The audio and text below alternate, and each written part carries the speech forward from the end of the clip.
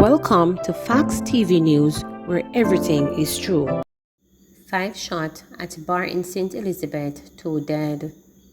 It was a bloody Friday, the 13th in Black River, St. Elizabeth, as 5 persons were shot 2 fatally at a bar by unknown assailants in Spring Park in the parish capital, Black River. The deceased have been identified as 38-year-old Marlon Gager, shop operator of Spring Park, Black River, St. Elizabeth, and 34-year-old Samantha Johnson, bartender of a Spanish Town St. Catherine address. 3 other persons were shot and injured and have since been hospitalized. Reports are that about 9:40 p.m., Gager and Johnson were among a group of people at the bar when they were pounced upon by gunmen traveling on foot who opened fire, hitting them. The police were alerted and they were taken to hospital, where Gager was pronounced dead and Johnson died while receiving treatment. 21-year-old killed, 17-year-old brother on the run. Police are seeking a 17-year-old youth after his 21-year-old brother was stabbed to death yesterday morning. The incident took place in the community of Todspen in Spanish Town, St. Catherine. The dead man has been identified as Alex Brissett, a resident of the community. Police have declined to release the suspect's name, but are asking him to turn himself in. It is reported that sometime after 11 Saturday morning, Brissett and his brother had a dispute. The police said during the dispute, a knife was used to stab Brissett, who collapsed. He was taken to the Spanish Town Hospital where he was pronounced dead. Following initial investigations, police launched a manhunt for the 17-year-old youth. Brother murdered hours after sister's killing in Linstead. The brother of a woman who was killed by gunmen in Linstead, St. Catherine Friday morning, was shot dead in the same community on Friday night. Neil Neeham, a 29-year-old resident of Montgomery Avenue in Linstead, was killed and another man injured along King Street shortly before midnight.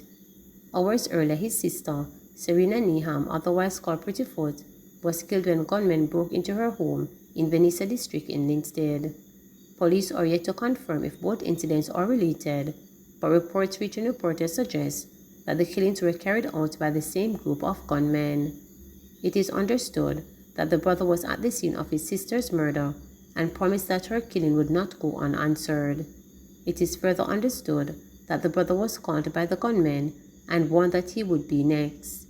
The gunmen apparently carried out their threat about 11:37 p.m. the same night, while Neeham and another man were sitting in a motor car along the mentioned roadway.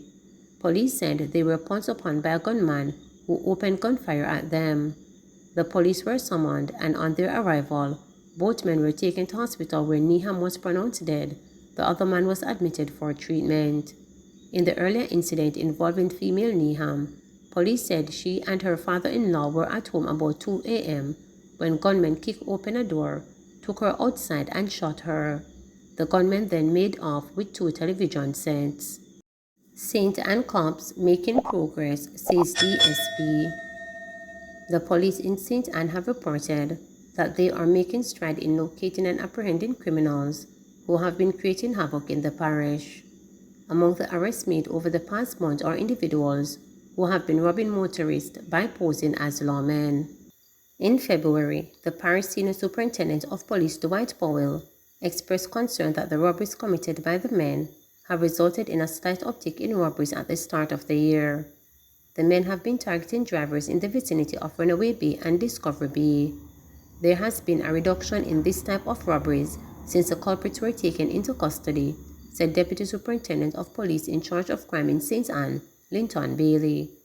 We can recall that some time ago, some men traveling in a Toyota Axio motor car were accosting persons and robbing them. But we have managed to get the person whom we believe is the main player in the custody, and we have seen a total reduction in these reports, Bailey told the monthly meeting of the St. Anne Municipal Corporation on Thursday. Among those in custody are thieves who have been targeting persons leaving financial institutions and, in recent times, establishments with slot machines. Portland councillors say single-lane bridge poses grave danger. Councillors on both sides of the Portland Municipal Corporation agreed on at least one thing on Thursday's monthly meeting. The Christmas River Bridge along the Southern Coastal Highway is dangerous. The issue was first raised by Councillor Wayne Mackenzie, PNP Prospect Division, and quickly gained support. While he welcomed the ongoing roadwork, he blasted the state-run National Works Agency NWA for failing to think the project through. My greatest concern is that this lovely development has a serious short-sightedness that has taken place along the corridor. I don't know how it happened, said Mackenzie. The Christmas River Bridge between Kensington and Minnesota is a single-lane bridge on a major expansion of road that will not be taken out. It is an embarrassment, he added. The council maintained that the bridge had long posed a danger but is even now more of a hazard. Imagine when they improve the road and persons flying from both sides and suddenly meet up on that narrow bridge. We shall never have a situation like this. So I urge the powers that be to immediately put a fix to the Christmas River Bridge into action, taking it out and making a broader bridge for safe travel, Mackenzie urged. He had sought clarification from the NWA Communications Manager Stephen Shaw during a recent meeting, he said, and was advised there is no immediate plan. Mayor Paul Thompson, JLP, agreed that the issue was troubling, while Councillor Stephen Williams, JLP, pointed out that there was another matter that also needed urgent attention. I agree, and the box culvert at Anchovy needs to be dealt with, he said. Councillor Mackenzie wanted it noted that he was officially asking for the matter at Christmas River Bridge to be addressed. We need some action on it. I raised it the other day, and I really want to raise it officially so that we have some action immediately, because it is going to be one of the greatest accident-prone areas in the entire length and breadth of the road, he appealed. 15-year-old among 14 killed in motor vehicle crashes in the past week, RSU. A 15-year-old boy who was driving a motorcycle is among 14 people who died as a result of motor vehicle collisions during a orange-filled week from Saturday, May 7 to Friday, May 13. The latest fatalities have pushed the overall death toll from traffic crashes since the start of the year to 167. They are contained in the most recent statistics released on Friday by the Road Safety Unit RSU, which is located in the Ministry of Transport and Mining. The male child is among 4 motorcyclists killed during the period. The others include 4 passengers of private motor cars, 2 drivers of private motor cars, and 4 pedestrians. There were 3 females and 11 males among the victims. Meanwhile, the RSU has informed that the 167 fatalities to date resulted from 148 fatal crashes. It has also informed that fatal crashes have decreased by 1%, while fatalities are down by 2%. However, the unit is concerned that whereas it had projected an overall 8% decrease in fatalities in 2022, the projection based on the first quarter trend is for a 6% decrease instead. In the meantime, pedestrians currently make up 22% of the road users killed as of May 13.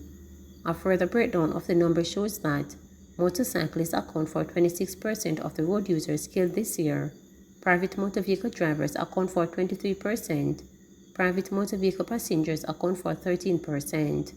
Vulnerable road users, pedestrians, pedal cyclists, motorcyclists, and pillions account for 56% of the road users killed as of May 13. Overall, passengers account for 20% of road deaths this year, while males account for 83% and females 17%. Warmington blames lack of supervision by NWA for poor quality road work. The often rapid rate at which the country's main road network deteriorates after large sums of money are expended for construction or repairs is being laid squarely on the feet of the state-run National Works Agency NWA. Blame was apportioned on Wednesday by the Minister without Portfolio in the Ministry of Economic Growth and Job Creation, Everett Warmington, during his contribution to the 2022-2023 sectoral debate in the House of Representatives. Specifically, Warmington, who is in charge of works, cited lax supervision on the part of the NWA for the recurring problem. In some cases, it is the lack of proper supervision of contractors by the NWA staff, while the contractors are performing maintenance or rehabilitation works that cause the failure and deterioration of these roads very shortly after completion, Warmington said. Poor supervision by staff will be a critical factor in maintaining the performance standards. Closer supervision will have to be done and must be done by the responsible staff of the NAA to ensure that the quality of work meets the requirement standards, he continued. To the end, he said he has already engaged the CEO of the NAA on the subject.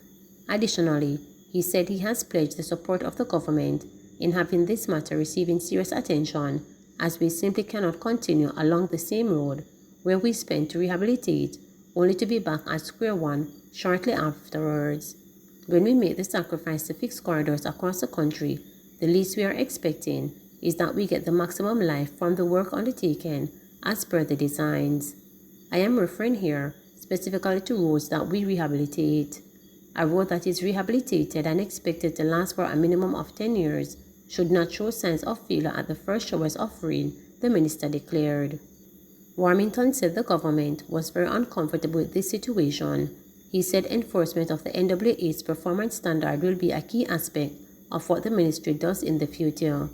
He told his colleagues that it is widely known that the majority of the country's road infrastructure in dire need of attention.